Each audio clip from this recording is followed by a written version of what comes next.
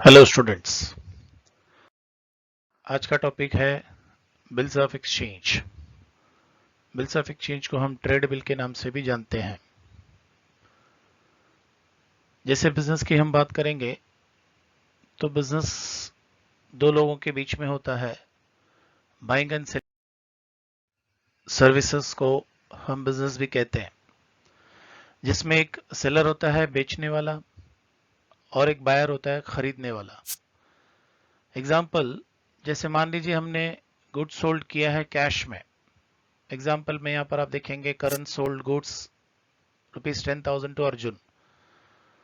तो ये cash transaction है।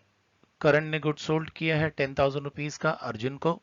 तो यहाँ करण सेलर है और अर्जुन जो है बायर है। करण ने गुड्स बेचा और अर्जुन से पैसे ले लिए।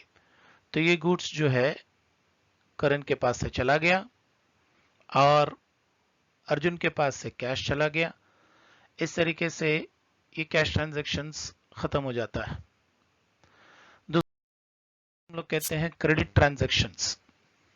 अब एग्जांपल में हम देखेंगे करण ने गुड सोल्ड तो किया है 3 महीने के लिए क्रेडिट में अर्जुन को। तो जब क्रेडिट दिया जाता है तो ध्यान रखिए पैसे तुरंत तो मिलेंगे नहीं। जैसे करण सेलर है, अर्जुन बायर है।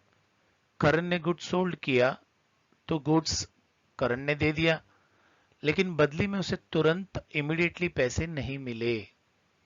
जब पैसे तुरंत नहीं मिलते हैं उसे कहा जाता है क्रेडिट ट्रांजैक्शंस। तो अब पैसे जो है 3 महीने के बाद मिलेंगे।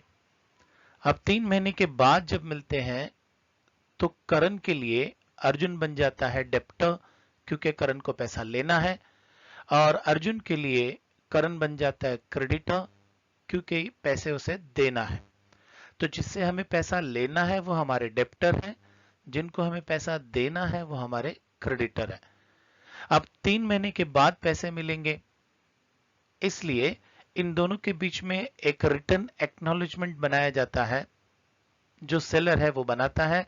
उस रिटर्न एक्नॉलेजमेंट का नाम है बिल्स ऑफ एक्सचेंज। तो ये bills of exchange seller prepare करेगा और बायर को देगा। बायर उसे एक्सेप्ट करेगा, मतलब साइन करेगा अपना नाम लिख करके, और वापस वो सेलर को दे देगा। इस तरीके से ये ट्रांजैक्शंस होते हैं। अब बिल ऑफ एक्सचेंज की बात करते हैं हम लोग। तो जो बिल ऑफ एक्सचेंज प्रिपेयर करते हैं उसे हम कहते हैं ड्रॉवर।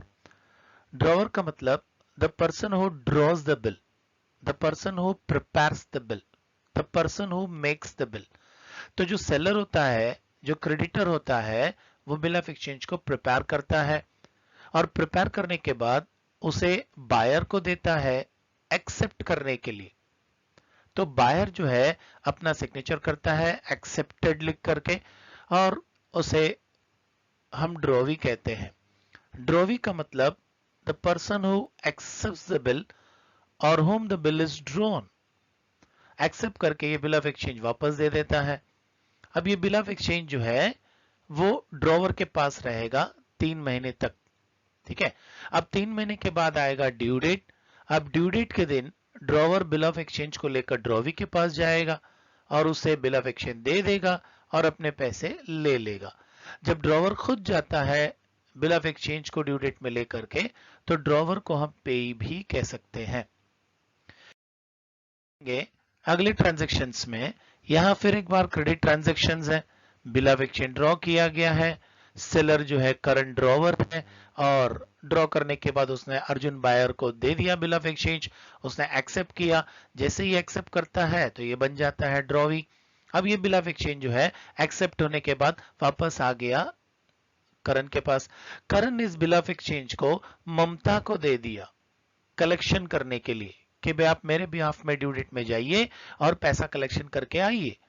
तो इस तरीके से करण ने बिल ऑफ एक्सचेंज ममता को दिया है। अब ममता जा रही है पैसा कलेक्शन करने के लिए ड्यू डेट पे, तो ममता कहलाएगी पेई। तो ड्यू डेट पे 3 महीने के बाद यहाँ ममता बिल ऑफ एक्सचेंज लेकर के ड्रॉवी के पास जाती है, उसे बिल ऑफ एक्सचेंज दे देती है और पैसे कलेक्शन करके लेकर आती है। तो इस तरीके से यहाँ ममता को हम कहेंगे पेई। तो आप देख सकते हैं यहाँ बिल ऑफ एक्सचेंज में 3 पार्टीज होती है, एक ड्रॉवर, एक ड्रॉवी और एक पेई।